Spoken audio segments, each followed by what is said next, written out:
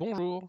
Dans cette vidéo, nous allons découvrir 6 fonctionnalités d'Office 365 que vous ne connaissez peut-être pas. Numéro 1. Microsoft cherche à vous simplifier la mise en forme de vos diaporamas et vous propose plusieurs thèmes. Là où ça devient intéressant, c'est lorsque vous allez insérer une image. Alors je vais glisser une image sur la diapositive et vous voyez apparaître un panneau Idées de conception. Grâce à ce panneau, vous allez pouvoir choisir la présentation qui vous plaît en un seul clic.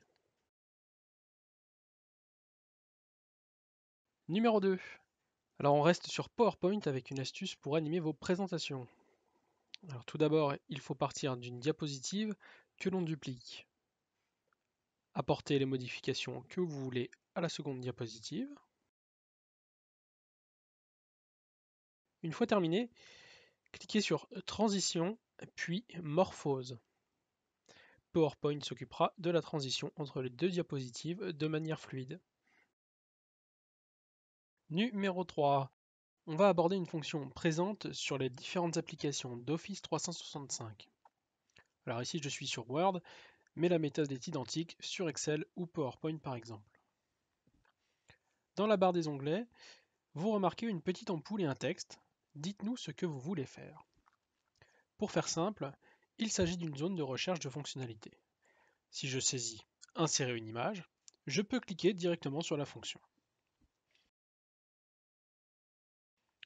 Idem si je veux insérer un lien hypertexte. Alors c'est plutôt utile, surtout si l'on ne sait pas ou plus où retrouver telle ou telle fonction. Numéro 4. Alors toujours dans les fonctionnalités communes aux différentes applications, il y a la recherche intelligente. En sélectionnant un mot ou une expression, on peut, d'un clic droit, lancer une recherche Internet au sein même de l'application.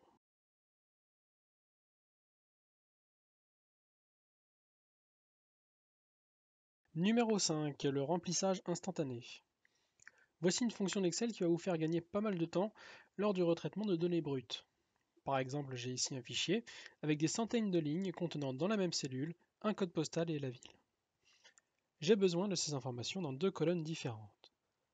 Je vais commencer à saisir manuellement quelques codes postaux, puis je vais cliquer sur l'onglet Données, puis Remplissage instantané, et Excel va remplir le reste de la colonne par rapport aux données de la première colonne et celles que j'ai commencé à saisir dans la deuxième colonne. Idem pour la ville.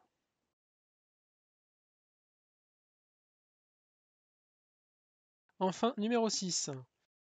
La fonction carte 3D d'Excel vous permet d'afficher vos données sur une carte. J'ai ici la population par ville en Eure-et-Loire.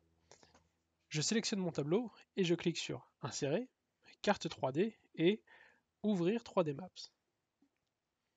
Une nouvelle fenêtre avec une map monde s'ouvre. Vous devez à présent glisser les champs de votre tableau à l'endroit approprié et sélectionner leur type pour les champs Emplacement. Vos données apparaissent sur la carte. J'espère que cette vidéo vous aura appris des choses. Vous pouvez retrouver toutes nos autres vidéos sur notre chaîne YouTube ou sur notre site internet www.promosoft.fr.